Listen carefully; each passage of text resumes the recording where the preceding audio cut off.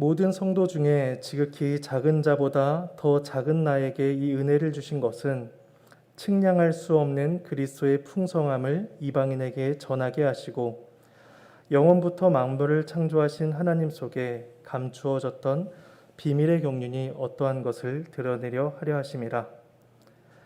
이는 이제 교회로 말미암아 하늘에 있는 통치자들과 권세들에게 하나님의 각종 지혜를 알게 하려 하심이니 곧 영원부터 우리 주 그리스도 예수 안에서 예정하신 뜻대로 하신 것이라.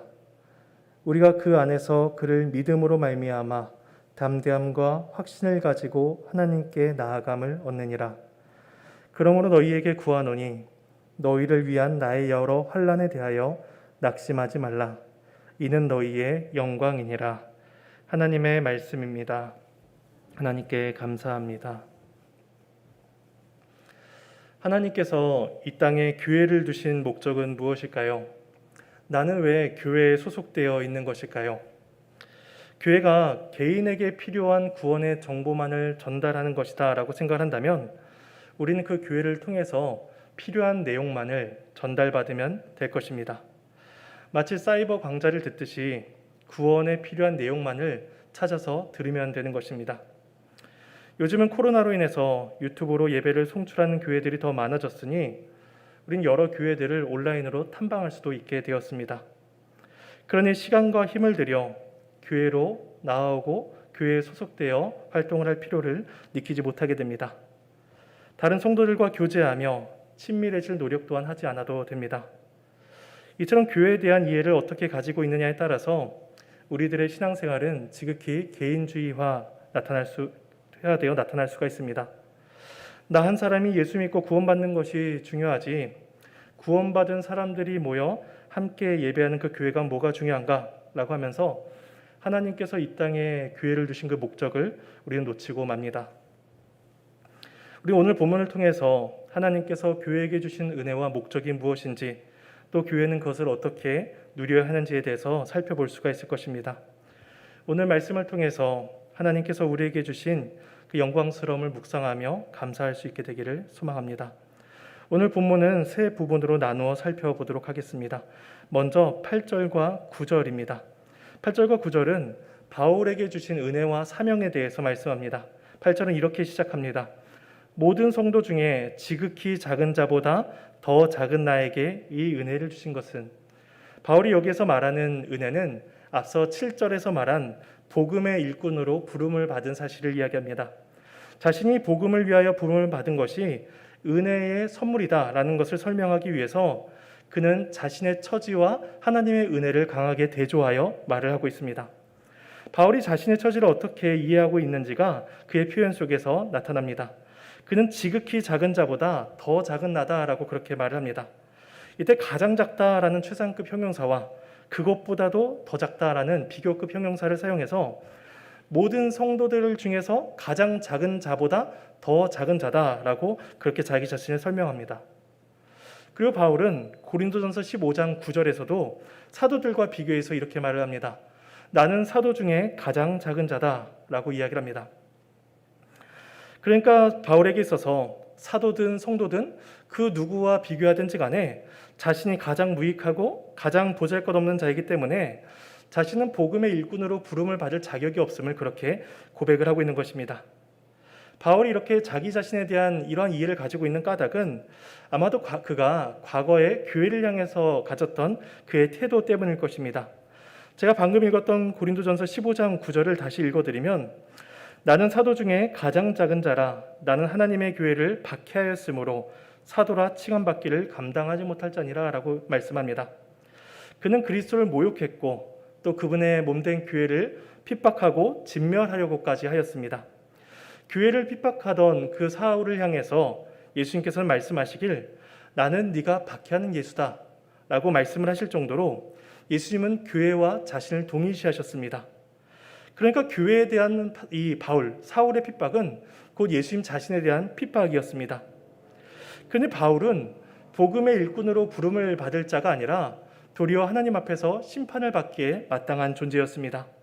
하지만 그런 바울을 심판하지 않으시고 그에게 귀한 사명을 주시니 그는 하나님의 은혜가 실로 크다라고 그렇게 고백을 하고 있는 것입니다. 이처럼 하나님 앞에서 자신의 죄를 볼 수 있는 사람이 하나님의 은혜의 크심을 고백을 할 수가 있습니다. 그렇다면 복음의 일꾼으로서 바울이 받은 사명은 무엇일까요? 바울은 자신이 받은 사명을 두 가지로 이야기합니다. 먼저 8절 중반부를 읽어드리겠습니다. 나에게 이 은혜를 주신 것은 측량할 수 없는 그리스도의 풍성함을 이방인에게 전하게 하시고 라고 합니다. 먼저 첫 번째 사명은 그리스도의 풍성함을 이방인에게 전하는 것입니다. 그리스도의 풍성함이란 믿는 자들에게 그리스도께서 주시는 그분 안에 속해 있는 모든 구원의 부요함을 이야기합니다. 우리는 에베소서 2장에서 이 부요함이 무엇인지를 잠시 살펴볼 수가 있습니다. 잠시 2장으로 가보시겠습니다.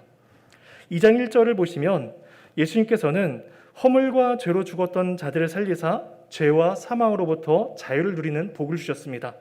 그리고 2장 6절에 보시면 그리스도와 함께 일으키시고 그리스도 예수 안에서 하늘에 앉아 영광을 누리게 하는 그런 부요함을 우리에게 허락하십니다.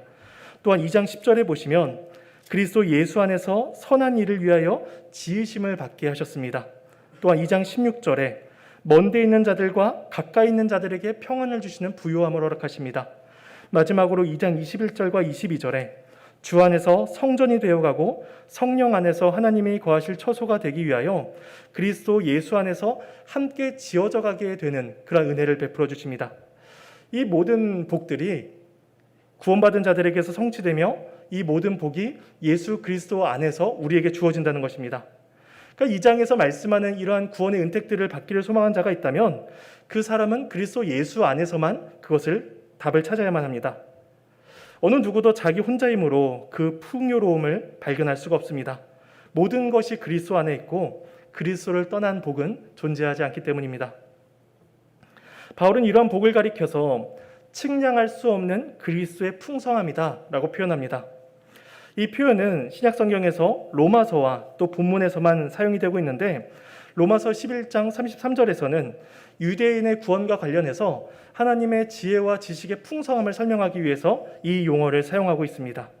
그래서 로마서 11장 33절을 읽어드리면 깊도다 하나님의 지혜와 지식의 풍성함이요 그의 판단은 헤아리지 못할 것이며 그의 길은 찾지 못할 것이로다 라고 그렇게 고백을 합니다. 그리고 오늘 본문에서는 이방인의 구원과 관련해서 그리스도의 풍성함을 고백을 하고 있습니다. 그래서 로마서와 에베소서의 말씀을 이제 통해서 보자면 유대인과 이방인의 구원 가운데 동일하게 나타나는 것이 그리스도께서 구원받은 자들에게 주시는 지극히 풍성한 복이라는 것입니다. 그러니까 예수 그리스도 안에 이 부요함이 있다는 것이죠. 수백 년, 수천 년의 기간 동안 많은 사람들이 그리스도 안에서 이 복을 맛보았습니다. 그리고 그 풍요는 예수 하나님께서 인간에게 언약을 맺으실 때 주셨던 그 풍요로움과 동일한 풍요로움이 지금도 똑같이 남아 있습니다. 수천 년의 기간 동안 수많은 사람들이 그리스도 안에서 부유한 복들을 누렸지만 그것은 결코 닳거나 그것의 질이 떨어지지 않습니다. 아담이 에덴 동산에서 경험한 것과 동일한 그 은혜가 변하지 않는 풍성함이 지금 우리에게 동일하게 주어지고 있는 것입니다. 우리는 이러한 그리스도의 부요함을 날마다 발견하고 경험해야만 합니다. 열왕기상에 보면은 스바 여왕이 솔로몬의 명성을 듣고 찾아오는 장면이 있습니다.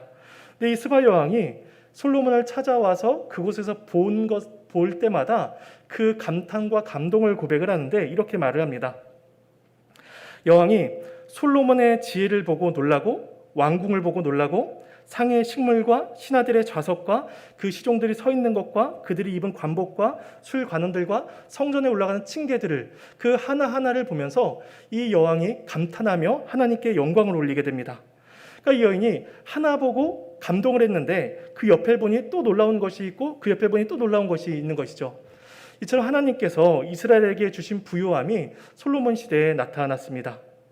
저는 이것이 그리스도 안에서 부요함을 발견해 나가는 우리들의 태도여야 한다고 생각합니다.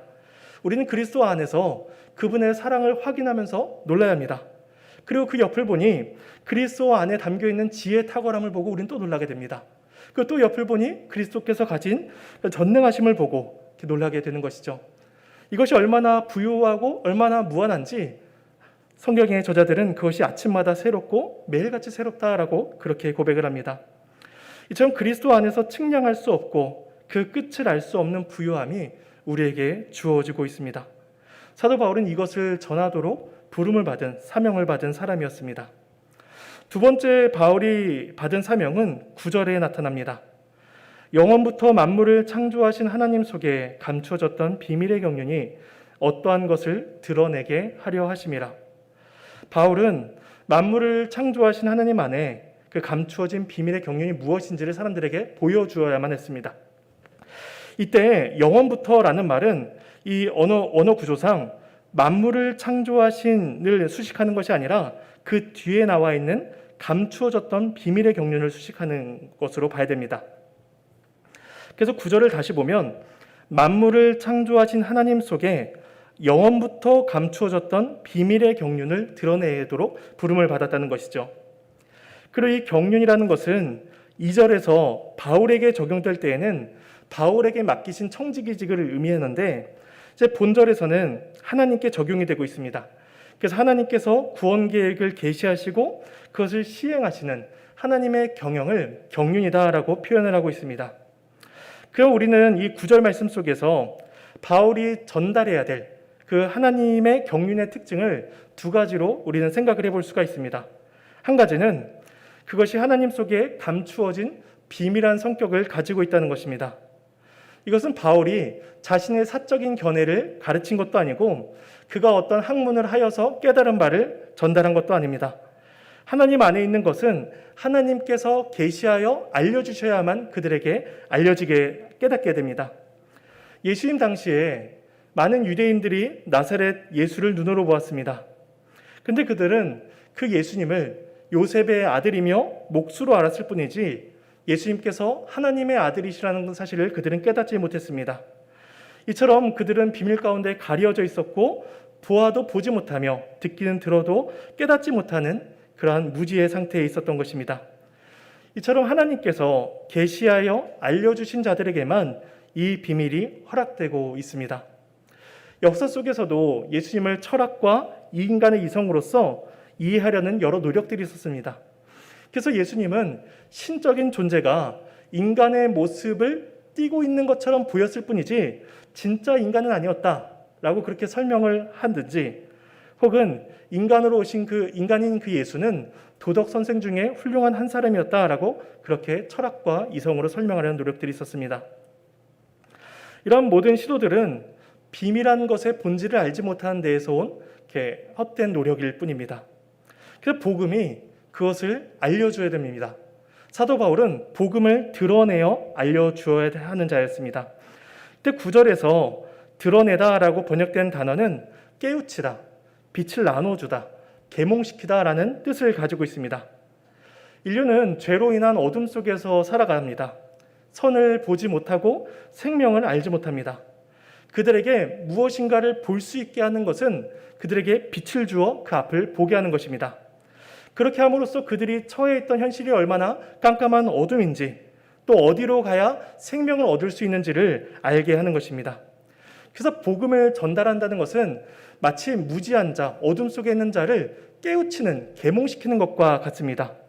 이처럼 영적 무지로부터 깨우쳐 주게 하는 고 눈을 뜨게 하는 것이 바로 복음을 전달하는 것입니다. 그런데 역사 속에서 일어난 계몽주의는 인간의 계몽을 통해서 무지에서 벗어나야 된다라고 그렇게 주장했습니다. 기존에 내려오던 교회의 권위나 가르침에서 벗어나서 인간의 이성의 판단으로 삶의 개선과 진보, 행복을 이룰 수 있다고 그렇게 주장한 것입니다. 그래서 실제로 18세기 후반에 나타난 산업혁명은 인간의 이성이 문명의 발달을 이루고 또 자본주의 경제화를 통해서 정치와 사회가 안정될 수 있다는 것을 보여주는 것처럼 그렇게 생각되었습니다. 사람들은 이제 이성만이, 사람의 합리적인 판단만이 사람에게 참된 자유와 행복을 줄 수 있으리라고 믿게 되었습니다. 하지만 그로부터 약 3세기가 지난 오늘날 우리들은 어떤 모습으로 살아가고 있나요? 여전히 인간의 이성이 어떤 사람도 구원을 하지 못한다는 사실이 자명한 사실로 밝혀졌습니다. 그러니까 이성을 통한 계몽은 이루어질 수가 없다는 것입니다. 이런 우리들에게 예수님께서 답을 주고 계십니다. 예수님은 자신을 가리켜 나는 세상의 빛이라 말씀하셨습니다. 또한 요한일서 2장 8절에서는 이는 어둠이 지나가고 참빛이 벌써 비침이니라 라고 선언합니다. 참 빛으로 오신 예수 그리스도만이 우리를 영적인 어둠에서 깨닫게 하시며 계몽시키실 수가 있는 것입니다. 그리고 하나님께서는 이 일을 바울에게 맡기셨습니다. 바울은 복음을 통해서 죄 아래 있는 사람들을 계몽시켜야 했습니다. 그리고 하나님 경륜의 또 다른 두 번째 특징을 보자면 이 계획이 영원부터 하나님 안에서 시작이 되었다는 것입니다. 예수 그리스도께서 이 땅에 오셔서 그 비밀한 것을 밝히 드러내시기 전까지 하나님께서는 모든 시대에 그것을 감추어 놓으셨습니다.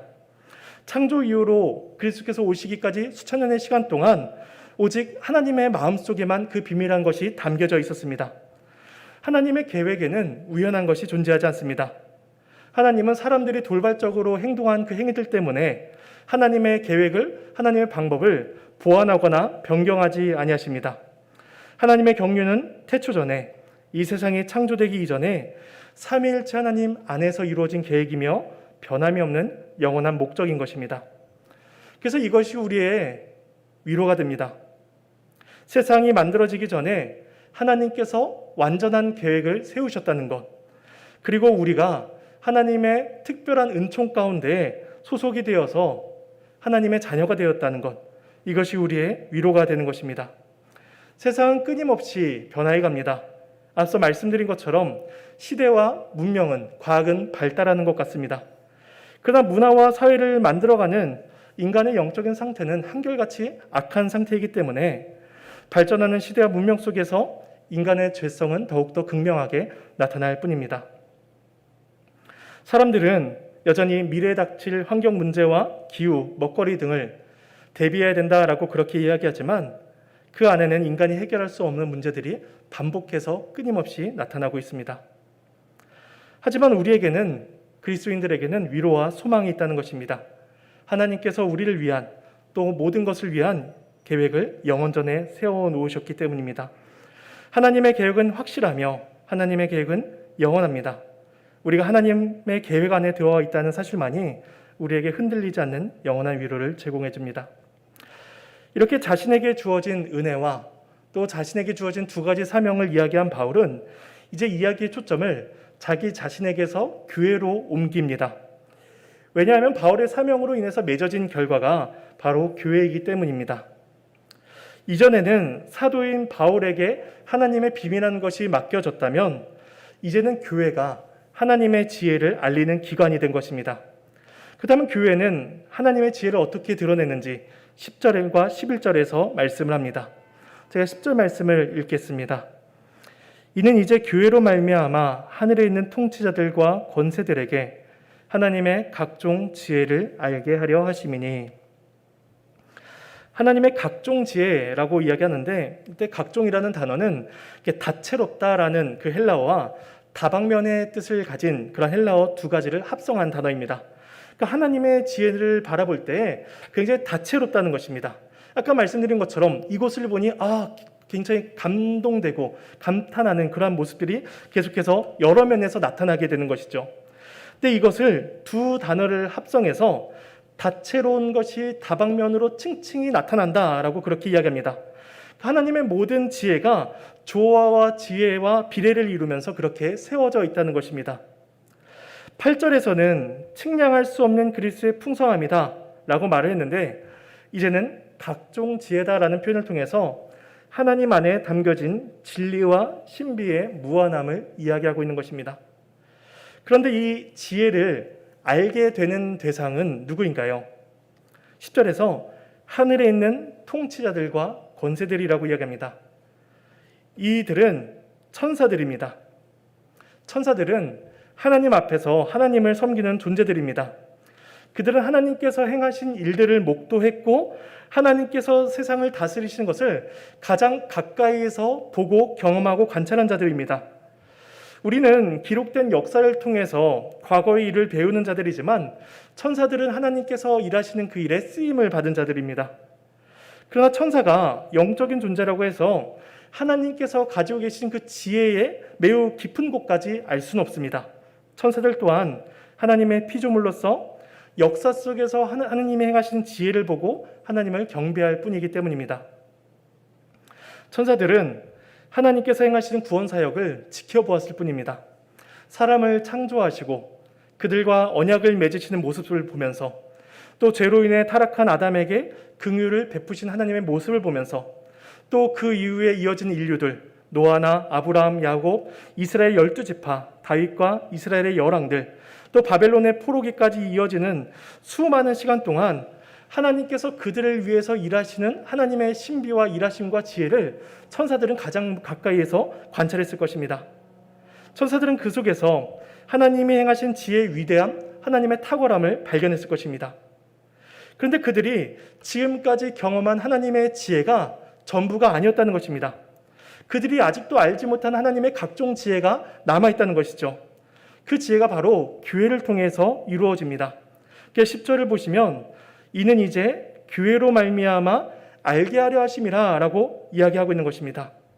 하나님의 지혜의 이 새로운 측면이 과거 옛 언약 가운데에서 알 수 없는 부분이 있었다면 이젠 새 언약 아래에서 교회를 통해서 그 지혜가 나타나게 된다는 것이죠. 성자이신 그리스도께서 인간의 몸을 입어 이 땅에 오신 이유, 그리스도께서 당하신 모든 고난과 비참함, 또 그리스도께서 자기 몸을 들여 십자가에서 죽으신 그 모든 이유를 교회를 통해서 천사들이 발견하게 된다는 것입니다. 빛은 늘 존재합니다. 그런데 그 빛이 공기 중에 떠다니는 물방울을 통과하게 되면 그 빛은 7가지 빛깔을 우리에게 보여줍니다. 이 물방울이 마치 프리즘의 역할을 하면서 빛이 가지고 있는 7가지 색깔의 다채로움을 알려주고 있듯이 교회가 하나님의 지혜의 그런 다채로움을 보여주는 기관으로서 활동한다는 것입니다. 또한 천사들이 교회를 통해서 하나님의 지혜를 알아야 되는 또 다른 이유가 있습니다. 천사들은 이 복음을 경험하지 못합니다. 천사들은 유대인도 아니고 천사들은 이방인도 아닙니다. 그런데 사도 바울이 전한 복음은 전에 멀리 있던 너희가 그리스도 예수 안에서 그리스도의 피로 가까워졌다라고 이야기합니다. 이방인의 벽이 허물어져서 이전에는 외인으로 있던 자들이 이제는 하나님 나라 안으로 들어오게 되는 일을 이 천사들은 결코 경험할 수가 없습니다. 그들은 목격자이지 경험자가 아닙니다. 놀이공원에 가서 롤러코스터를 탄 사람과 그 밑에서 그것을 목격한 사람은 차원이 다릅니다. 밑에서 구경한 사람은 야, 롤러코스터가 진짜 수직으로 떨어지더라, 야, 사람이 튕겨나갈 정도로 그 속도가 진짜 빠르고 매우 스릴 있어 보이더라 라고 그렇게 말은 할 수가 있습니다. 근데 그뿐입니다. 하지만 그 놀이기구에 직접 탄 사람의 경험담은 다릅니다. 야, 내가 꼭대기를 향해서 그 롤러코스터를 타고 올라갈 때 얼마나 손에 땀이 졌는지 모르겠어. 내릴까 말까, 지금은 늦지 않았나 이런 생각이 들었고, 또 그 앞에서 떨어지기 직전에 얼마나 심장이 덜컹거리고 떨어질 것 같았는지 무섭다는 생각이 들었는데, 이런 경험들을 그들은 탄 사람들은 표현할 수가 있습니다. 이처럼 에베소 교회는 그리스도께서 행하신 구원을 경험한 경험자들입니다. 하지만 천사들은 그것을 옆에서 바라본 자들입니다. 그러면서 천사들은 교회로 말미암아 그 지혜를 알고 배우고 알아야 하는 자들이었습니다. 그러니 우리는 이 교회가 얼마나 영광스럽고 얼마나 복된 곳인가를 생각하게 됩니다.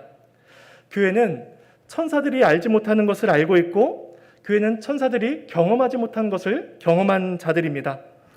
천사들은 교회를 통해 알게 된 구속주이신 하나님을 경배하고 있지만, 교회는 그리스도를 통해서 직접적으로 경험한 우리의 하나님을 경험합니다. 천사들은 하나님을 전능하신 하나님이며 만군의 하나님으로 고백하며 나아가고 있지만, 우리는 그 하나님을 아빠 아버지라고 고백하며 나아갑니다. 그런데 교회는 단순히 구원의 지식을 전달받아 돌아가는 곳이 아닙니다. 교회는 하나님의 구원을 경험하며 하나님의 영광스러움을 경험하는 곳입니다. 죄에 대하여 죽고 의에 대하여 사는 것을 경험하는 것이 바로 교회이며, 성령 안에서 하나님이 거하실 처소가 되기 위하여 예수 안에서 지어져 가는 곳이 바로 교회입니다. 천사들이 바라보며 천사들이 지혜를 얻은 곳이 바로 교회입니다. 그러니 교회 안에서 이루어지는 모든 일들이 얼마나 복되고 얼마나 귀하며 얼마나 아름다울까요?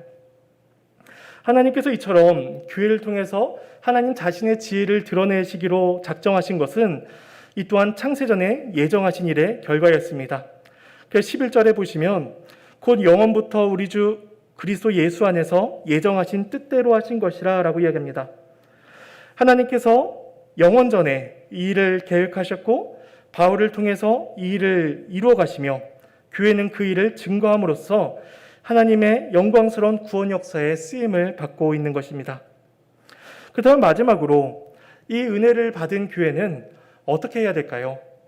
12절과 13절에서 말씀을 합니다. 우리가 그 안에서 그를 믿음으로 말미암아 담대함과 확신을 가지고 하나님께 나아감을 얻느니라. 그러므로 너희에게 구하노니 너희를 위한 나의 여러 환난에 대하여 낙심하지 말라. 이는 너희의 영광이니라. 우린 두 가지를 생각해 볼 수가 있습니다.